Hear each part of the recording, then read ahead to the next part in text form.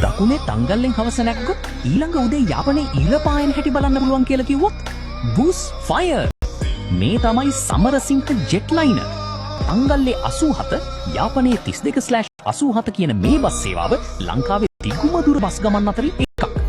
Kilometre 614කට වැඩි දුරක් පය 14ක් විතර ගමන් කරලා දකුණේ තංගල්ලේ ඉඳන් උතුරේ යාපනයට යනවා.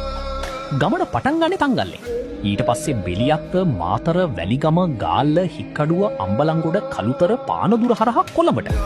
කොළඹ පහු කරලා ජායල, කටුනායක, මීගමුව, හලාවත, පුත්තලම, අනුරාධපුරය, වවුනියාව හරහා ඒ නව මාර්ගයෙන් උතුරටම යනවා. ඊට පස්සේ කිලුනොච්චිය, අලිමංකඩ, කොඩිකාමම්, චාවකච්චේරි, නාවට්කුලි පහු කරලා අන්තිමේදී යාපනයේ රෙඩ් හාට්. මේ ගමනේ ලස්සනම දේ තමයි එකම බස් ගමනකදී ලංකාවේ වෙනස්ම ලෝක දෙකක් දකින්න ලැබෙන එක. තංගල්ලේ මුහුදු සුළඟින් පටන් අරගෙන අල්ලේ සුන්දර විරලපඩ ප්‍රදේශ පහු කරලා කොළඹේ රාත්‍රී ආලෝක අතරින් ගිහින් අනුරාධපුරේ නිහඬ රාත්‍රිය පහු කරලා පාන්දර වවුනියාවේ උතුරට යද්දි පරිසරයත් ටිකින් ටික වෙනස් වෙනවා. අන්තිමේදී තල්ගස් උතුරේ විශේෂ පරිසරයත් එක්ක යාපනයේ උදයසන සන්රයිස්. දැනට ටයිම් ටේබල් තොරතුරු වල මේ සේවාවට ND 0370 වගේ බස් සංඛ්‍යාවක් සඳහන් වෙනවා.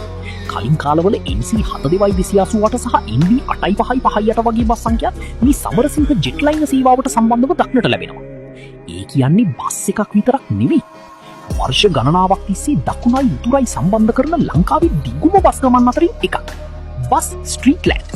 ඔයා මේ සමරසිංහ ජෙට් ලයිනර් එකේ ගිහින් තියෙනවද?